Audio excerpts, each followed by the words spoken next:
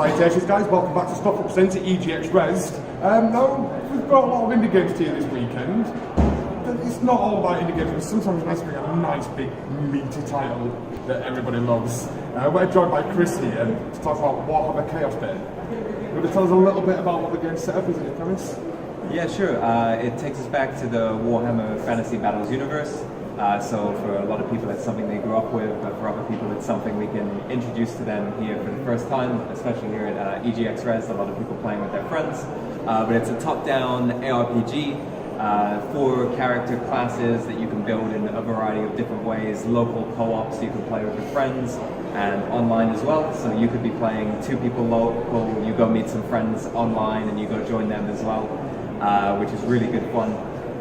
But also it's just like blasting through the different forces of chaos. So if you're really huge in Warhammer lore, you know you're blasting through daemons with an AE, you know. But if you're not, it's just something that you can introduce to your friends and say, okay, these are the bad guys. You can go slaughter through them and play with your friends. So hopefully everyone inside is having a really good time. Yeah, we've just come off it. We really enjoyed it. Like, we're fun on it. It's kind of like there's everything you'd expect to know from a dungeon crawler. But you've had a few improvements on it as well, such as like the leveling system, the tier system, and your abilities.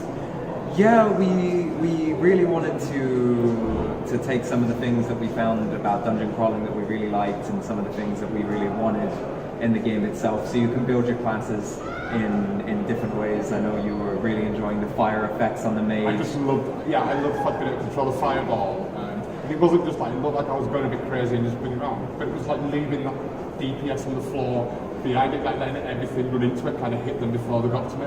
In terms of the lore, like everyone was asking for a bright wizard, and in terms of the lore, it's just before the colleges of magic have been set up, and Teclis is taking a liking to humanity and starting to teach them magic and stuff like that. So there's no real bright wizards just yet, but Alontia, our mage in the game, does have a few fire spells up his sleeve. There's a lot of damage raining down there. I really enjoyed that. One of the things that maybe feels a bit different to some other action RPGs is the sheer number of enemies you have on screen at a time. So it's less about like whacking through enemies with like a couple of enemies with giant health bars, but more like tearing through a horde. And when you get some of the top, like the healing types in or the buffing types in, suddenly it's like, how do I get through all of these weak guys to get to that one important guy at the back, you know? So it can get quite overwhelming at times. And how deep into the lore does this go? I know Warhammer is, personally I'm not that clued up in that. I've not played the tabletop since I was a kid. I play Blood Bowl every now and again. Is it accessible for someone like me, in terms of lore or story? Yeah, I mean, I got a little bit excited earlier when I was talking about the history and the timing and the setting and stuff like that.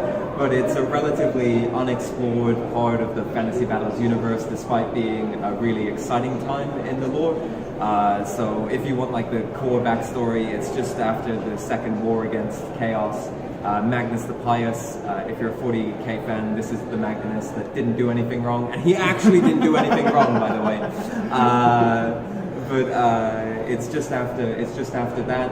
But the story itself is relatively contained, so that's your kind of like setting. There's a bunch of nods in there for big fans of Warhammer. So obviously, I mentioned Teclis earlier. If you're a Warhammer fan, it's like, oh my god, Teclis, right? Like, but if you're not that into Warhammer, it could be a great starting point because it's high fantasy.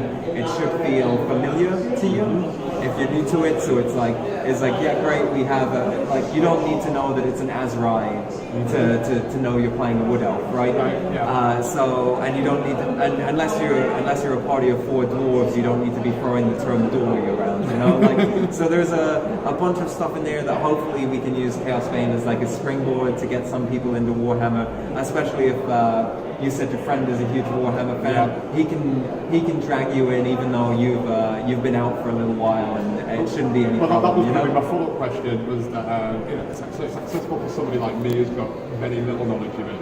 But then we've got like T-Kit, who's with us here today, and he's a massive Warhammer fan. So is it going to be accessible for me and enjoyable for me, but at the same point you've got to keep that level of lore there to keep him interested and him engaged. Yeah, I mean, if you're super into the models and you want to go really in depth about it, you'll see that we've mixed some elements of the older models with the Forge World models. So that's really like a really cool way to kind of like change some things up and have our own little take on the universe.